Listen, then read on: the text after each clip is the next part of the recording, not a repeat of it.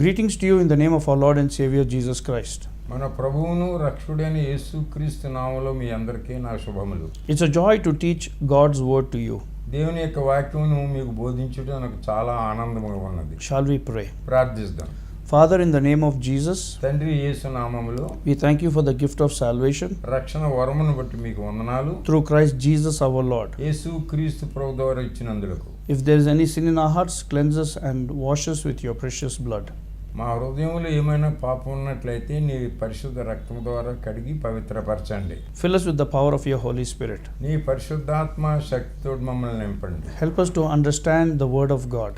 దేవుని యొక్క వాక్యమును అవగాహన చేసుకోవడానికి సహాయపడండి. Open the hearts of the TV viewers to understand the word of God. TV ప్రేక్షకులు వాక్యమును అర్థం చేసుకోవడానికి శక్తినివ్వండి. We bind the powers of darkness in Jesus' name. యేసు నామములో అంధకార శక్తులను బంధిస్తున్నాం. In Jesus' name we pray. యేసు నామములో ప్రార్థిస్తున్నాం. Amen. Amen. Today I would like to continue to teach you God's word. ఈ దినము దేవుని యొక్క వాక్యమును మీకు బోధించడానికి నేను ఇష్టపడుచున్నాను. And I have been teaching you about foundation of a righteous Christian living. మీకు నేను బోధించినటువంటి అంశమును మరి ఒకసారి బోధించాలని ఇష్టపడుచున్నాను. I have been teaching you on righteous Christian living. నీతియుక్తమైనటువంటి క్రైస్తవ జీవితమును జీవించాలని మీకు బోధించుతున్నాను. Apostle Paul అపోస్తలుడు Paul says when you start having a righteous Christian living, మీరు నీతియుక్తమైనటువంటి క్రైస్తవ జీవితం కలిగి ఉన్నప్పుడు your foundation has to be strong. మీ యొక్క పునాది చాలా బలంగా ఉండాలి. And he compares our Christian life with a building. మన యొక్క క్రైస్తవ జీవితమును నిర్మాణమైనటువంటి ఒక భవనమునకు పోల్చి చూపెడుతున్నాడు. How is a building made? భవనము ఏ విధముగా తయారవుతున్నది? It is made from the foundation. అది పునాది మీద కట్టబడుతుంది. And it is built with a precious strong material. బలమైనటువంటి మంచి పదార్థముతో అది కట్టబడుతుంది. And till the building is completed, the workers have to labor. భవనము పరిపూర్ణం అయ్యే వరకు కూడా పనివారు పని చేస్తూనే ఉండాలి. In the same way, అదే రీతిగా when we start our Christian living, మన క్రైస్తవ జీవితం మనం జీవిస్తున్నప్పుడు our foundation has to be strong. మన యొక్క పునాది కూడా బలంగా ఉండాలి. And our foundation is on Lord Jesus Christ. మన యొక్క పునాది యేసుక్రీస్తు ప్రభు మీద కట్టబడాలి. For Lord Jesus Christ is our rock. యేసుక్రీస్తు ప్రభు మనకు బండ అయి ఉన్నాడు. In Greek, he is called Petra, Greek భాషలో పెట్రా అని పిలువబడుతుంది. which means a big strong rock. అర్థం ఏమిటంటే బలమైనటువంటి పెద్ద రాయి. So our foundation is on Lord Jesus Christ, మన యొక్క పునాది యేసుక్రీస్తు ప్రభు మీద ఉన్నది. and our foundation is on the word of God. మన పునాది కూడా దేవుని యొక్క వాక్యం మీద ఉన్నది. The most important thing is చాలా ముఖ్యమైనటువంటి అంశం ఏమిటంటే obedience to Lord Jesus Christ's teachings and the word of God. యేసుక్రీస్తు ప్రభు యొక్క బోధనను దేవుని యొక్క వాక్యమునకు విధేయత. Then only we can have a strong foundation. అప్పుడే మనం బలమైనటువంటి పునాది కలిగి ఉంటాం. Apostle Paul, అపోస్తలుడైనటువంటి Paul in the book of Hebrews, హెబ్రీ పుస్తకములో chapter 6 from verses 1 to 3, 6వ అధ్యాయం 1 నుంచి 3 వరకు he talks about 6 elemental doctrines of Christ. ఆయన 6 ముఖ్యమైనటువంటి యేసుక్రీస్తు ప్రభు యొక్క ముఖ్య మూలోపదేశముల గురించి బోధిస్తున్నాడు. So what are these 6 elemental doctrines of Christ? యేసుక్రీస్తు ప్రభు యొక్క 6 ముఖ్యమైనటువంటి మూలోపదేశములు ఏమిటి? The first one is repentance from dead works. మొట్టమొదటిది నిర్జీవ క్రియలను విడిచిపెట్టాలి. Second is faith towards God. రెండవది దేవుని యందు విశ్వాసం. Third is baptisms. మూడవది బాప్తిస్మం. Fourth is laying of hands. నాలుగవది హస్త నిక్షేపణ. Fifth is resurrection from the dead. 5 మృతుల పునరుద్ధానమును గూర్చి. And the sixth is eternal judgment. 6వది నిత్యమైనటువంటి తీర్పును గూర్చి. So Apostle Paul speaks about these 6 elemental doctrines. అపోస్తలుడైనటువంటి పౌలు 6 ముఖ్యమైనటువంటి మూలోపదేశములను బోధిస్తున్నాడు. And it is a stepwise way that these elemental doctrines have to be learnt. మెట్టుమెట్టుకు జాగ్రత్తగా క్రమములో మనం నేర్చుకోవాలి వీటిని. And you have to grow in these elemental doctrines. ఈ ముఖ్య మూలోపదేశంలో మనం ఎదుగవలసి ఉన్నటువంటిది. These 6 doctrines ఈ 6 ముఖ్య ఉపదేశములు are important చాలా ముఖ్యము. because they also are foundations for our Christian living. ఏం చేతనంటే అవి మన క్రైస్తవ జీవితానికి ముఖ్యమైనటువంటి పునాది. and God will check our Christian living at every stage. ప్రతి మెట్టులోనూ దేవుడు మనలను పరీక్షిస్తూనే ఉన్నాడు. And Apostle Paul says that we must not relay these foundations again and again. అపోస్తలుడైనటువంటి పౌలు మరలా పునాదిని వేయకూడదంటున్నాడు. The desire of Apostle Paul is that we must grow in our Christian life. అపోస్తలుడైనటువంటి పౌలు యొక్క కోరిక ఏమిటంటే మన యొక్క క్రైస్తవ జీవితంలో మనం ఎదగవలసినటువంటి వారమై ఉన్నాం. The desire of Apostle Paul was that we must achieve perfection. పౌలు భక్తుని యొక్క కోరిక ఏమిటంటే మనం పరిపూర్ణతలో ఎదగాలని. Don't you want to grow in your Christian life? నీ క్రైస్తవ జీవితంలో మీకు పెరగాలని లేదా? Don't you want to achieve perfection? పరిపూర్ణతలోకి వెళ్ళాలని మీకు లేదా? Or do you want to keep on relaying the same foundation every time and being stunted and dwarfed? లేక మీరు అదే పునాది మీద మరలా వేక మీరు జీవిస్తున్నారా? The desire of Apostle Paul was that we should not keep on relaying the same foundation. అపోస్తలుడైన పౌలు యొక్క కోరిక ఏమిటంటే వేసినటువంటి పునాది మీద మరలా వేయకూడదని. We must grow in our building. మన యొక్క భవనములో మనం పెరగాలని ఆయన యొక్క కోరిక. We must grow in our Christian life. మన యొక్క క్రైస్తవ జీవితంలో మనం పెరగాలని పౌలు యొక్క కోరిక. And we must achieve perfection. పరిపూర్ణత పొందాలని పౌలు యొక్క కోరిక. We must become sanctified. మనం పరిశుద్ధపరచబడాలని అనే కోరిక. We must become holy. పరిశుద్ధత కలిగి ఉండాలని కోరిక. And we must offer spiritual sacrifices unto God. అపోస్తలుడైనటువంటి పౌలు యొక్క కోరిక ఏమిటంటే మనము దేవునికి ఆత్మ సంబంధమైనటువంటి సమర్పణ ఇవ్వాలని. So this is what we must achieve. దీనిని మనం పొందవలసినటువంటి వారమై ఉన్నాము. And we have to work on this.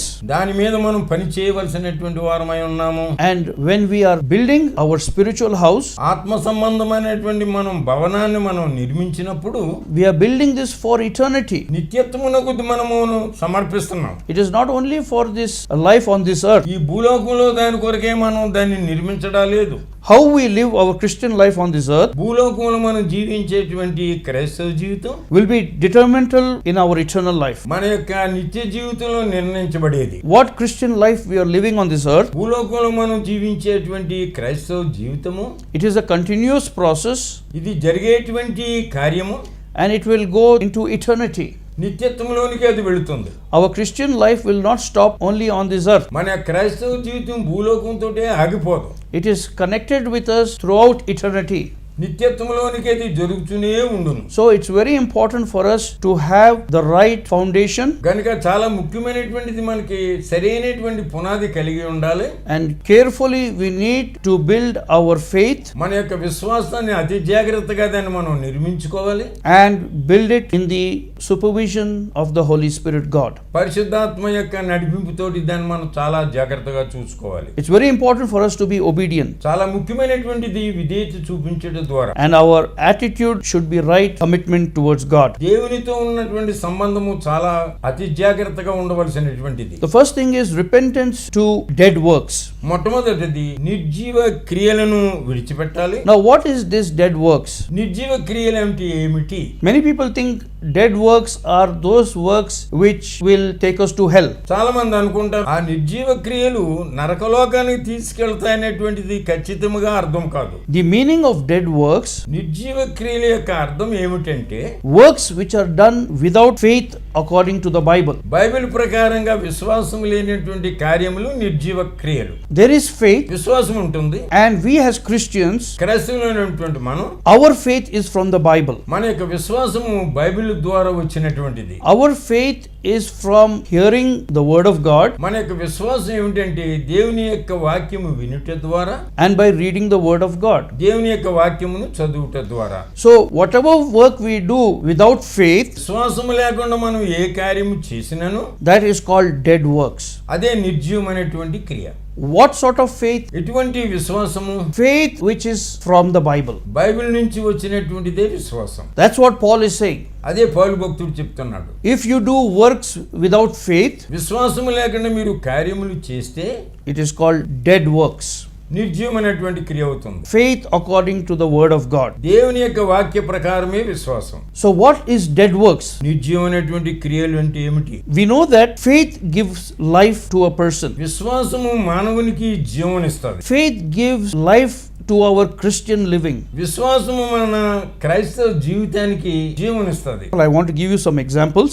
ఈ సమయంలో నిర్జీవ క్రియల నిమిత్తము కొన్ని ఉదాహరణలు చెప్పాలనుకుంటున్నాను. When we believe in our ability to do things, మన యొక్క శక్తిలో మనం కొన్ని కార్యములు చేయాలనుకున్నప్పుడు, when we do not believe in the ability of God but we believe in ourselves to do things, మనం దేవుని యొక్క శక్తిలో కాకుండా మన శక్తిలో మనం కార్యములు చేయాలనుకుంటాం. when we believe in ourselves మన యొక్క స్వార్థంలో మనం తలంచినప్పుడు and do works, పనులు చేస్తే it is called dead works. అదే నిర్జీవమైనటువంటి క్రియ. I'll give you another example. మరి ఒక ఉదాహరణ మీకు నేను చెప్తాను. When you put confidence in your flesh to do any work, that is called also dead works. నీ స్వయం శక్తిలో నీ నమ్మిక ఉంచి కార్యములు చేస్తే అది నిర్జీవమైనటువంటి క్రియ అవుతుంది. I'll give you another example. మరి ఒక ఉదాహరణ నేను మీకు చెప్తాను. When you have self-righteousness మీకు స్వనీతి కలిగి ఉన్నప్పుడు and do self-righteous works, స్వనీతి కార్యములు చేసినట్లయితే it is also called dead works. అది కూడా నిర్జీవమైనటువంటి క్రియ అవుతుంది. And Apostle Paul says that we need to repent to these dead works.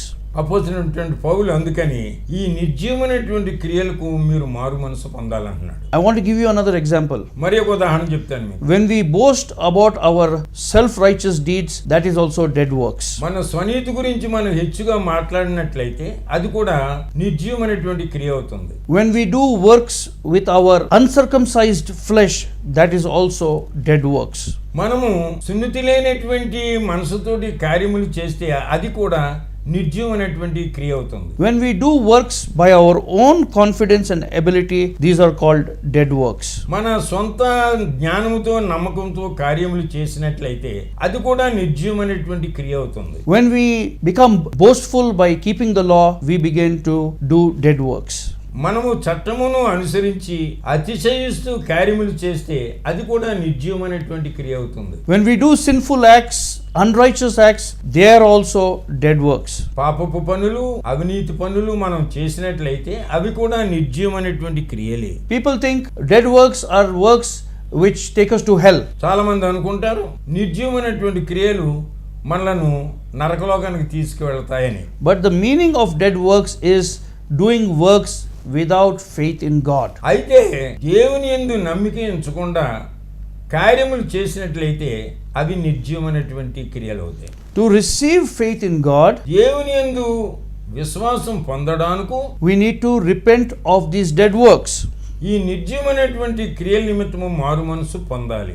And doing sinful acts పాప పనులు చేయుట ద్వారా is also a part of dead works. అది కూడా నిర్జీవమైనటువంటి క్రియ అవుతుంది. So what are the other examples of doing dead works?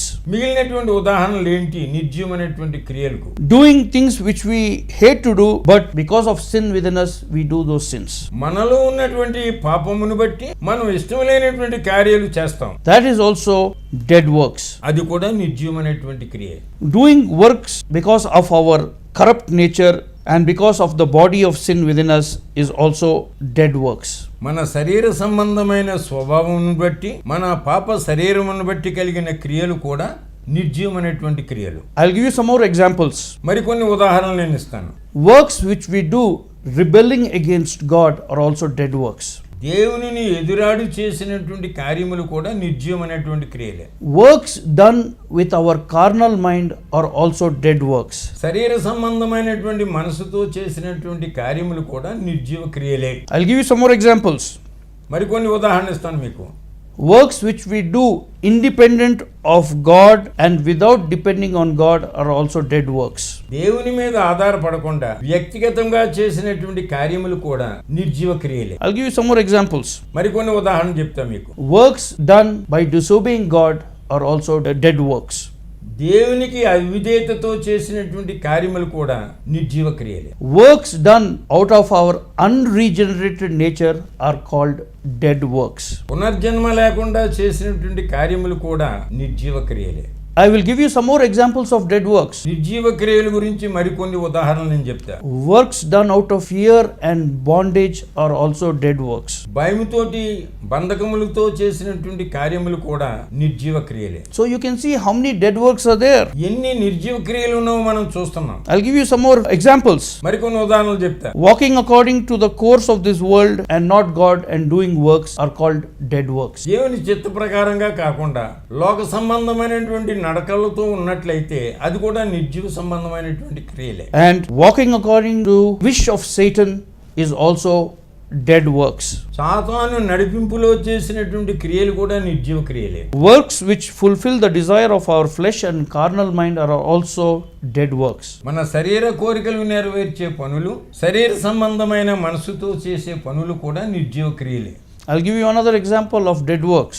మరి ఒక ఉదాహరణ నేను చెప్తాను నిర్జీవమైనటువంటి క్రియలు. Works done with a wrong attitude. తప్పు ప్రవర్తనతో చేసేటువంటి పనులు కూడా నిర్జీవ క్రియలే. So Paul is saying that we need to repent from these dead works. పౌలు భక్తుడు ఈ నిర్జీవ క్రియల నుంచి మనం మారు మనసు పొందాలని చెప్తున్నాడు. Unless you repent from these dead works, మీరు ఈ నిర్జీవ క్రియల నుంచి మారు మనసు పొందితేనే కానీ you cannot receive faith from God. దేవుని నుంచి మీరు విశ్వాసమును పొందలేరు. You cannot grow in your spiritual life. మీ ఆత్మీయ జీవితంలో మీరు ఎదగలేరు. Repentance is very important. పశ్చాత్తాపం అనేటువంటిది చాలా ముఖ్యమైనటువంటిది. And I told you what was repentance. పశ్చాత్తాపం అంటే ఏంటి అని మీకు నేను చెప్పి ఉన్నాను. That you need to have a change of your mind. మీరు మనసును మార్చుకోవాలి. You need to take a decision in your life. మీ జీవితంలో మీరు ఒక నిర్ణయం తీసుకోవాలి. You need to have a change in your heart. మీ హృదయంలో మార్పు తీసుకోవాలి. And take a decision నిర్ణయం తీసుకోండి. to turn from evil. దుర్నీతి నుంచి తిరగండి. And to turn from evil towards righteousness. దుర్నీతి నుంచి నీతి తట్టుకు మీరు తిరగాలి. The other important thing is, మరి ముఖ్యమైనటువంటి ఇంకొక సంగతి ఏమిటంటే you need to turn away from the world లోకం నుంచి మీరు తిరగాలి. and look towards God. దేవుని తట్టుకు తిరగండి. Unless you have a change in your heart, మీ హృదయంలో మార్పు వస్తేనే కానీ, unless you make that decision, మీరు ఒక నిర్ణయం తీసుకుంటేనే కానీ you cannot have a true repentance. నిజమైనటువంటి మారు మనసు మీరు కలగలేరు. You will be still doing these dead works. మీరు ఇంకనూ నిర్జీవమైనటువంటి కార్యములు చేస్తూనే ఉన్నారు. Being sorrowful is not enough. దుఃఖపడితే సరిపోదు. Confessing your sins is not enough. పాపములు ఒప్పుకోవడంతోనే సరిపోదు. Many people, they confess their sins and they are sorrowful. వారు చాలా మంది పాపములు ఒప్పుకుంటారు, దుఃఖిస్తారు. But that's not enough. అయితే అది సరిపోదు. You have to go further ahead. ముందుకు ఇంకా సాగిపోవాలి. You need to have a change of your heart. మీ యొక్క హృదయంలో మార్పు రావాలి. We know that మనందరికీ తెలిసిందే God is a God of salvation. దేవుడు రక్షణ ఇచ్చేటువంటి దేవుడు. He has offered His grace through Christ Jesus. యేసుక్రీస్తు ప్రభు ద్వారా ఆయన యొక్క కృపనిచ్చాడు. God has taken the first initiative to bring salvation to mankind. దేవుడు మానవునికి రక్షణ ఇవ్వడానికి ప్రారంభికుడయ్యాడు. And it is our duty to respond to the call of God. కనుక దేవుని యొక్క పిలుపునకు స్పందించడం మన బాధ్యత అయి ఉన్నది. Like the prodigal son, తప్పిపోయినటువంటి కుమారుడు we have gone far away from God. దేవుని నుండి చాలా దూరం వెళ్ళిపోయాం మనం. And we are doing our own dead works. మన స్వార్థమైనటువంటి నిర్జీవ క్రియలు చేస్తూనే ఉన్నాం. Works which have no blessing. ఆశీర్వాదం లేనటువంటి కార్యములు చేస్తున్నాం. Works which are like filthy rags in the sight of God. మురికి గుడ్డల్లాంటి దేవుని యొక్క దృష్టిలో ఉన్నటువంటివిగా ఉన్నవి మన పనులు. And God wants us to come back to Him. దేవుడు మనల్ని ఆయన దగ్గరికి రావాలని కోరుతున్నాడు. And God is calling us. దేవుడు మనల్ని పిలుస్తున్నాడు. He wants to restore to us His glory. ఆయన యొక్క మహిమలోనికి మనల్ని తీసుకోవాలని మనల్ని కోరుచున్నాడు. But what should we do? మనం చేయవలసినటువంటి పని ఏమిటి? What was John the Baptist preaching? బాప్తిస్మం ఇచ్చినటువంటి యోహాను ఏం బోధించాడు? He said, ఆయన చెప్పాడు, repent, పశ్చాత్తాపడండి, believe in the gospel, సువార్తలో నమ్మిక ఉంచండి, for the kingdom of God is at hand. దేవుని యొక్క రాజ్యము సమీపంగా ఉన్నది. What did Jesus preach? యేసు ఏం బోధించాడు? What did Jesus command? యేసు ఏమి ఆజ్ఞాపించాడు? He said, repent పశ్చాత్తాపడండి, and believe in the gospel, సువార్తలో మీరు నమ్మిక ఉంచండి, and you will be saved. మీరు రక్షించబడతారు. At the end of his life on this earth, భూలోకంలో ఆయన యొక్క జీవితం సమర్పించిన తర్వాత he said the same thing to the disciples. తన శిష్యులకు అదే చెప్పాడు. Repent, పశ్చాత్తాపడండి, believe in the gospel, సువార్తలో నమ్మకం ఉంచండి, and you will be saved. మీరు రక్షించబడతారు. So the Lord is asking us to repent. దేవుడు మనల్ని అడుగుతున్నాడు, మీరు పశ్చాత్తాప పొందండి. If you have these dead works within you, మీలో ఈ నిర్జీవమైనటువంటి క్రియలుగా ఉన్నట్లయితే you cannot please God. దేవుని మీరు మెప్పించలేరు. You cannot grow in your Christian life. మీ క్రైస్తవ జీవితంలో మీరు ఎదగలేరు. So you need to repent. గనుక మీరు పశ్చాత్తాపడాలి. You need to have a change of your heart. మీ యొక్క హృదయం మార్చుకోవాలి. You have to take a decision మీ జీవితంలో ఒక నిర్ణయం తీసుకోవాలి, to give up the bad. చెడుని విసర్జించడానికి. Let us look at a verse in the Word of God. దేవుని యొక్క వాక్యం మనం చూద్దాం. Proverbs chapter 28 verses 13. కీర్తనలు 13వ అధ్యాయం చూద్దాం. అతిక్రమములను దాచిపెట్టివాడు వర్ధిల్లడు, వాటిని ఒప్పుకొని విడిచిపెట్టివాడు కనికరము పొందును. So we see here ఇక్కడ మనం చూసేది ఏమిటంటే what God expects from us. దేవుడు మనల నుంచి ఏమి కోరుచున్నాడు. What should be our attitude towards sin? దేవుని పాప విషయంలో మనం చేయవలసినటువంటి పని ఏమిటి? We need to confess our sin. మన పాపములను మనం ఒప్పుకోవాలి. We need to have a change of our heart. మన యొక్క హృదయంలో మార్పు తీసుకోవాలా. And we must forsake that sin. ఆ పాపమును విడిచిపెట్టాలి. You cannot forsake your sins if you don't have a change in your heart. మీ హృదయంలో మార్పు లేకపోయినట్లయితే మీరు పాపమును విడిచిపెట్టలేరు. And that decision you should take. ఆ నిర్ణయము మీ మీద ఆధారపడి ఉన్నది. God does not make you take that decision. దేవుడు మీరు ఆ నిర్ణయం తీసుకోవడానికి ఆయన జోక్యం చేసుకోడు. It is your own decision you should take. మీ యొక్క నిర్ణయం ఉన్నది అది. I have decided to give up doing dead works. నేను నిర్జీవమైనటువంటి క్రియలను విడిచిపెడతానని నిర్ణయం తీసుకోవాలి. I have decided to humble myself. నేను తగ్గింపు జీవితం జీవిస్తానని నిర్ణయం తీసుకోవాలి. I have decided to forsake my sinful way of living. నా యొక్క పాప జీవిత విధానాన్ని నేను విడిచిపెడతానని నిర్ణయం తీసుకోవాలి. I have decided to humble myself. నేను తగ్గింపు జీవితం జీవిస్తానని నిర్ణయించుకో. I have decided to be dependent on God. దేవుని మీద ఆధారపడతానని కూడా మీరు నిర్ణయించుకోవాలి. I have decided to cut myself away from all evil. దుర్నీతి నుంచి నేను తెగదింపులు చేసుకుంటానని నిర్ణయించుకో. I have decided to have a righteous life. నీతియుక్తమైనటువంటి జీవితం జీవిస్తానని నిర్ణయించుకో. I have decided to obey God. దేవునికి విధేయత చూపిస్తానని నిర్ణయం తీసుకో. I have decided to take up my cross and follow God. నా సిలువను ఎత్తుకొని నేను దేవుని వెంబడిస్తానని నిర్ణయించుకో. I have decided to offer my body holy and as a living sacrifice unto God. నా శరీరమును సజీవ యాగముగాను పరిశుద్ధముగాను సమర్పించుకుంటానని నిర్ణయించుకుంటున్నాను.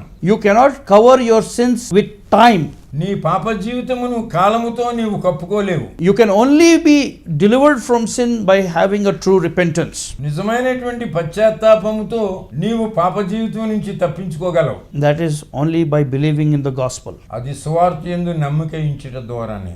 It's only in the name of Jesus you can repent. యేసు నామములోనే మీరు పశ్చాత్తాపం పొందగలరు. Because he shed his blood on the cross of Calvary for your sins. ఎందుకంటే నీ పాపముల నిమిత్తమైన విలువైనటువంటి రక్తమును సిలువ మీద కార్చి ఉన్నాడు. And when you confess your sin and when you repent in the name of Jesus, యేసు నామములో నువ్వు పశ్చాత్తాపడినప్పుడు you will receive the forgiveness of sins. పాపమునకు క్షమాపణ పొందుతావు. And when you obey in the waters of baptism, నీళ్ళ బాప్తిస్మలో నువ్వు విధేయత చూపించినప్పుడు you receive the seal of the Holy Spirit. పరిశుద్ధాత్మ యొక్క ముద్రను పొందుతావు. God is speaking with you. దేవుడు మీతో మాట్లాడుతున్నాడు. Are you living in your dead works? మీరు నిర్జీవమైనటువంటి క్రియల్లో జీవిస్తున్నారా? Have you repented? పశ్చాత్తాపడ్డారా?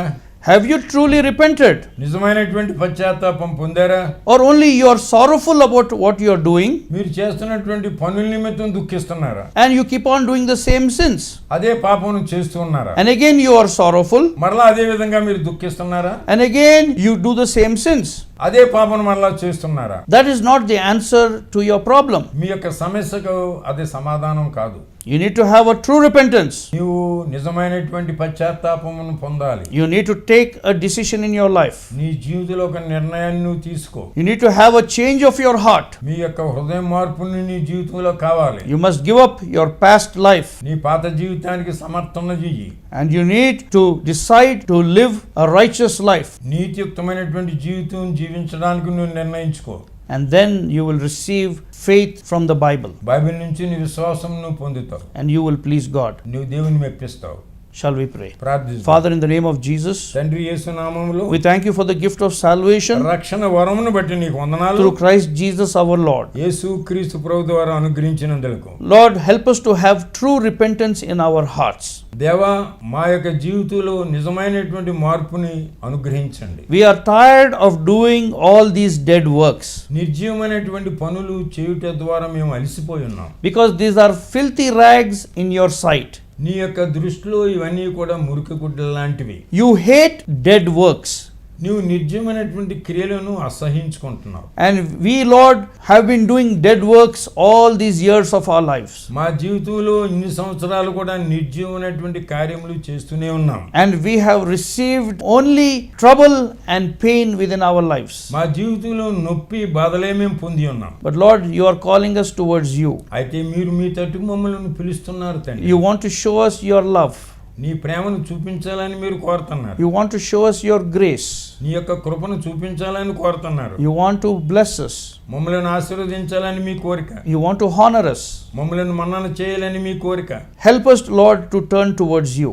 నీ తట్టుకు తిరగడానికి మాకు సహాయపడండి. We have decided మేము నిర్ణయించుకున్నాం to have a change in our heart. మా యొక్క హృదయంలో మార్పు రావాలని. To give up evil, చెడుని విసర్జించి, to give up our selfishness, మా స్వార్థమును విసర్జించి, to give up our crooked nature, మనకు వంకర జీవితాన్ని విసర్జించి, and we turn towards you, O God. నీ తట్టుకు తిరుగుతున్నాము దేవా. We have been crucified with Christ. యేసు క్రీస్తు ప్రభుతో మేము సిలువ వేయబడ్డాం. We have been buried with him, యేసుతో మేము పాతిపెట్టబడ్డాం. and we have risen with him. ఆయనతో కూడా లేపబడి ఉన్నాం. It is no longer we live, మేము ఇక మీదట జీవించేవారు మేము కాదు, but it is Christ who lives in me. మాలో జీవిస్తున్నటువంటి యేసే. And our Christian life మా క్రైస్తవ జీవితం has the life of Christ. యేసు క్రీస్తు ప్రభు యొక్క జీవితం కలిగి ఉన్నది. In Jesus' name we pray. యేసు నామములో ప్రార్థిస్తున్నాం. Amen. Amen. Here is a beautiful prayer scarf నా దగ్గర చాలా అందమైనటువంటి ప్రార్థన రుమాలు ఉన్నది. made by my pastors from the Himalaya mountains. Himalaya పర్వతంలో ఉన్నటువంటి మా పాస్టర్ల ద్వారా ఇది చేయబడింది. Those who want this prayer scarf can order for this prayer scarf. ఈ ప్రార్థన రుమాలు కావలసినటువంటి వారు మాకు ఆర్డర్ చేయండి. Here is a book which I have written in English. ఇంగ్లీష్లో నేను రాసినటువంటి ఒక పుస్తకం ఉంది నా దగ్గర. God's covenant with you. దేవుని యొక్క నిబంధన మీతో. Here is another book which I have written మరి ఒక పుస్తకం ఉంది నేను రాసినటువంటిది. on the Holy Spirit. పరిశుద్ధాత్ముని మీద నేను రాశాను. Here is a prayer book which I have written ప్రార్థనా పుస్తకం నేను రాసినటువంటిది చిన్నది ఉంది నా దగ్గర. in English ఇంగ్లీష్లో ఉంది. called Proclaiming Your Heavenly Blessings. పరలోకమందు ఉన్నటువంటి ఆశీర్వాదములు మీరు కోరుట. And the same book has been translated in Telugu. తెలుగులోకి అనువాదం చేసినటువంటి అదే పుస్తకం ఉంది. And those who want these prayer books or books can contact us through telephone numbers. Telephone number screen మీద ఉన్నటువంటి వాటి ద్వారా కావలసినటువంటి వారు మాతో సంప్రదించండి. May God bless His precious word. దేవుని యొక్క పరిశుద్ధమైనటువంటి వాక్యాన్ని ఆశీర్వదించును గాక. In Jesus' name we pray. యేసు నామములో ప్రార్థిస్తున్నాం. Amen. ఆమేన్.